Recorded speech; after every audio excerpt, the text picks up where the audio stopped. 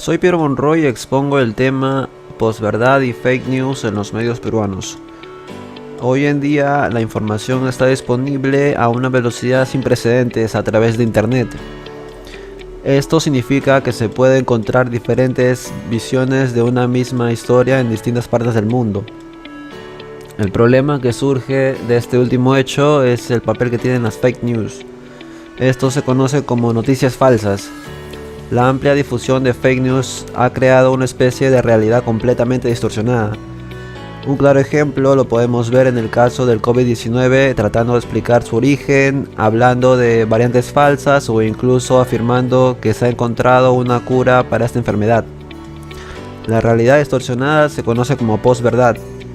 Esta es usada para dar a conocer la forma en que factores como la difusión de noticias en canales de comunicaciones sin un previo filtro genera que la información o posteriormente la realidad sea percibida de manera distinta. Las redes sociales permiten a los usuarios ser productores y consumidores al mismo tiempo, facilitando la difusión de contenido engañoso, según explican en las fuentes. En muchos casos, revelar estas noticias no es con un fin malicioso, es simplemente por falta de conocimiento o porque la persona no se ha tomado el tiempo de verificar la información que está leyendo. Pero hay personas que buscan crear escándalo, noticias que asustan o que provocan conmoción y malestar interno, sin tomar en cuenta el rumbo que toma el país. Para entender ese problema de la información, la red de periodismo ético desarrolló una definición de noticias falsas o fake news, afirmando que dichas fake news son noticias que se fabrican y publican deliberadamente para engañar o inducir a terceros a fabricar mentiras o dudar de hechos verificados. En una entrevista con el investigador y docente de la Facultad de Ciencias de la Comunicación de la U de Lima, Julio César explica los daños que causan las fake news y cómo, buscando información útil y teniendo una excelente lectura, podemos superarlas. Explica que cuando más tiempo estemos atrapados, cuando más tiempo estemos encerrados, más aumenta nuestra capacidad de consumir este tipo de contenido. El problema es que las noticias en las redes sociales se distribuyen sin orden ni honestidad. Por eso tendemos a consumir este tipo de falsas verdades.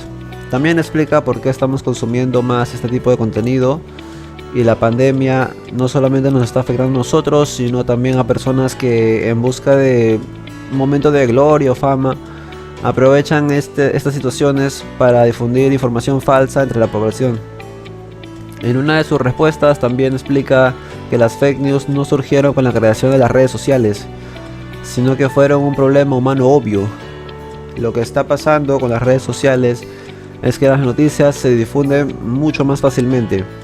Estas noticias virales tienen un enorme alcance que dificulta el acceso a la información restringida a los medios tradicionales. De la nada todos nos vemos como productores o consumidores de noticias, incluso sin pasar por ningún conocimiento previo. Uno de los aspectos más interesantes de la entrevista fue si podemos nosotros identificar a quiénes son los que más creen este tipo de noticias. Pero Julio César respondió que no hay forma de reconocerlos y cualquiera de nosotros puede actuar sin darse cuenta de cuándo y cuando se publica o se informa algo fuera de contexto, como una noticia o historia sin fecha de publicación. Se puede hacer creer que es actual cuando en realidad puede tratarse de una noticia que se ha publicado hace ya mucho tiempo. Estos tipos de hechos influyen en gran medida en cómo piensas o te posicionas a favor o en contra de un tema determinado. Según T. Radford, lo que la prensa tiene que decir muchas veces lo oculta o se pierde por completo. Los grupos de presión son en ocasiones una modalidad que se adapta al contexto social de nuestro tiempo.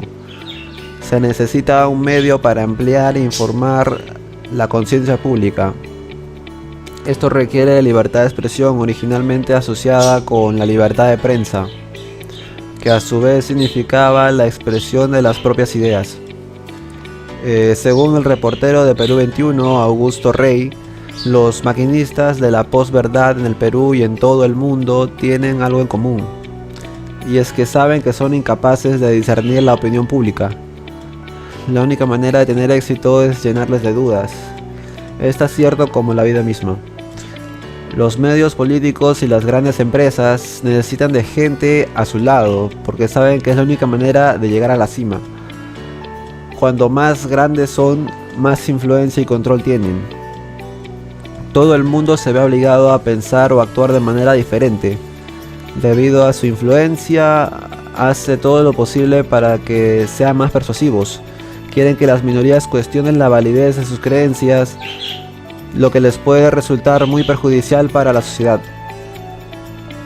No solo se perdería la capacidad de pensar de forma independiente, así como diversas culturas y costumbres, sino que seguiríamos a ciegas el camino recorrido por la gente con poder en este mundo, donde nos esperaría ciertamente un final incierto. Estamos entrando en una era de gran avance tecnológico, quizás más cerca de nosotros de lo que pensábamos.